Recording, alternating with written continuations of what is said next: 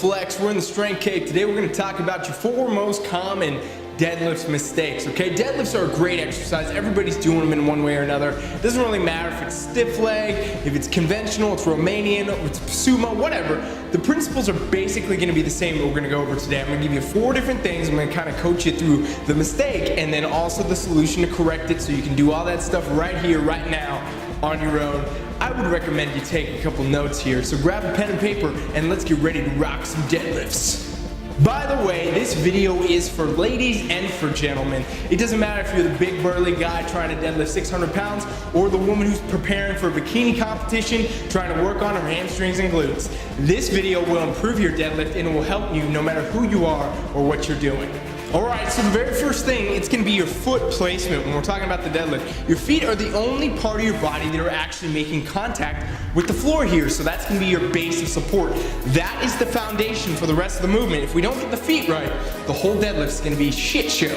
So what we got to do is we got to make sure that we have the correct pulling mechanism going on here. We want to be able to get every part of the body to work. It's a compound exercise. We don't want to isolate any one area. So what I mean by that, a common mistake is going to be people are going to come up and they're going to go ahead and have their feet be way too far off the bar. So I'll show you guys this up close, but what we're going to look at is basically the fact that there's this much distance between the bar and my shin at this point with my feet back here. So if I go to pull on the bar, it's going to be a lot more load on the back and not a lot of load in a compound action, okay? So the way to correct that common mistake of bad foot placement is to make sure that you have your feet being cut in half by the bar. So when you look down, you got your heel, you got your toe, you should see the bar right in between.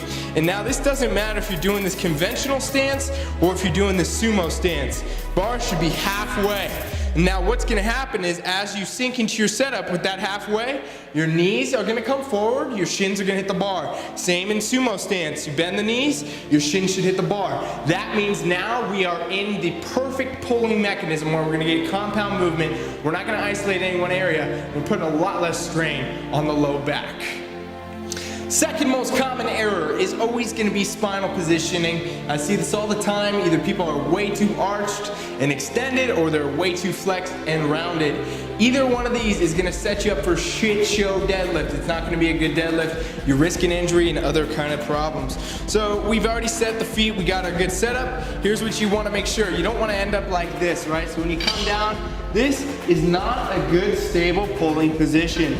You can clearly see how the back is rounded in this position, and when the back is rounded like that, it is discompression. Discompression under load leads to problems. Don't get me wrong, you guys, you can definitely lift like this. You can definitely pick weight up off the floor with a shit rounded back. But how long can you do it? Can you do it for a month? Can you do it for 2 years? Can you do it for 10? If you want to keep lifting for life and you want to be fully healthy and have longevity, then I would not advise that you lift that way. Also, the other common error is going to be way too much extension. So you're going to see this type of stuff going on where people's ass are way too high up and their shoulders are way too high up. And again, we're just compressing this the other way, you guys. So what we want to actually look for is a totally neutral spine. And the best way to do that is to get set up, get down, and go ahead and sink into this pattern. So you'll notice the head is neutral, the back is neutral. I don't have any one area. So the head's not looking down, head's not looking up either. I'm neutral there, I'm neutral in the thoracic spine, I'm neutral in the lumbar spine. It's a nice flat back. If you're in the gym with a partner or somebody like that, you can put a dowel onto your back to check that position, make sure you're flat. You can also do that same drill at home right now with a broom handle, a barbell, whatever you got. It's pretty simple, you guys. You go ahead and take the dowel behind your back. You're gonna go ahead and place it here. You wanna take one hand into the low back, the other hand into the base of your skull. So it's gonna be that area here. Now we look for 3 points of contact. We're talking about the head, the shoulder blades, and the tailbone. That is a neutral spine, okay? So now we could imagine that we're gonna deadlift just like this. Hip hinge, back stays flat, head stays neutral.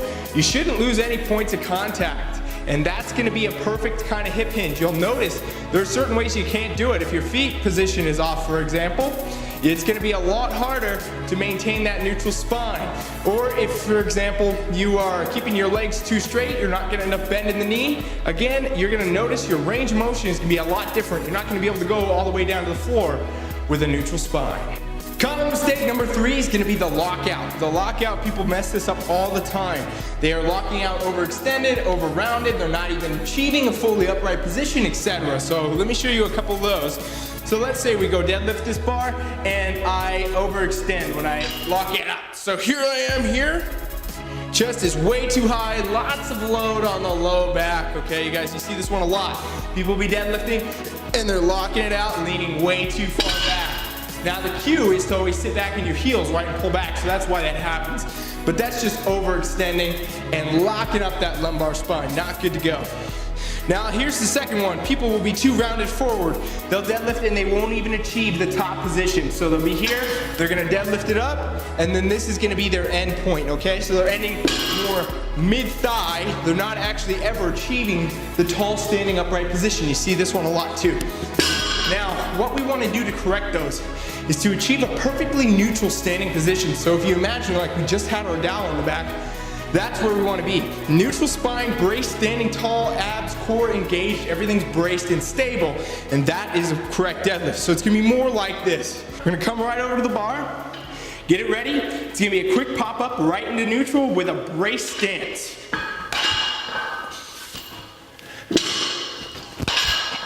So every time we're achieving that neutral position, everything's braced, everything's stable.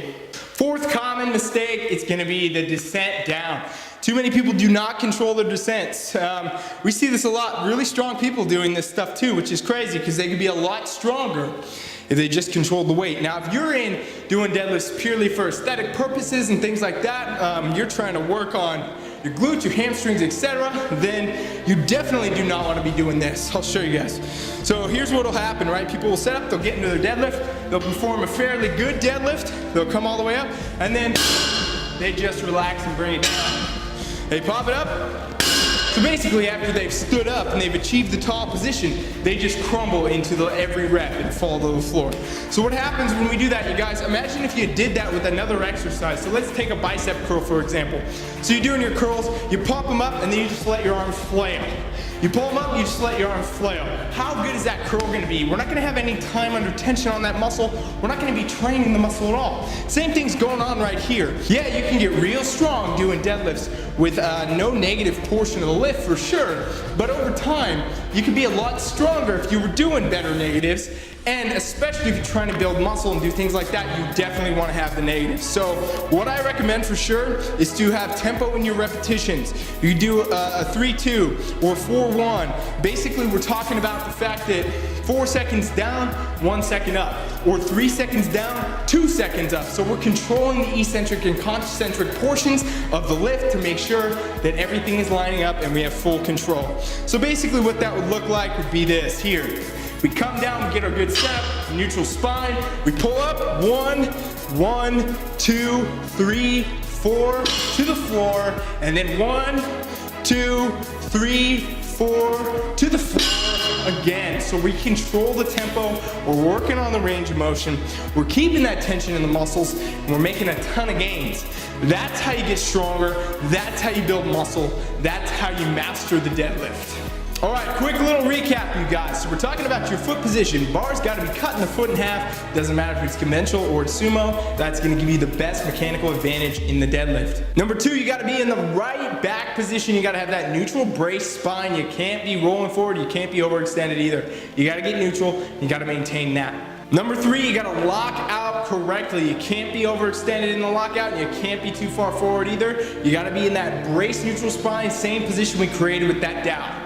And then on the way down, you gotta control that descent. Doesn't matter if you're doing it with 550 pounds or 90 pounds. You need to be controlling the descent on your deadlifts. Don't be half-assed in the rep. If you think about it, you're only doing half the rep if you just simply drop the bar.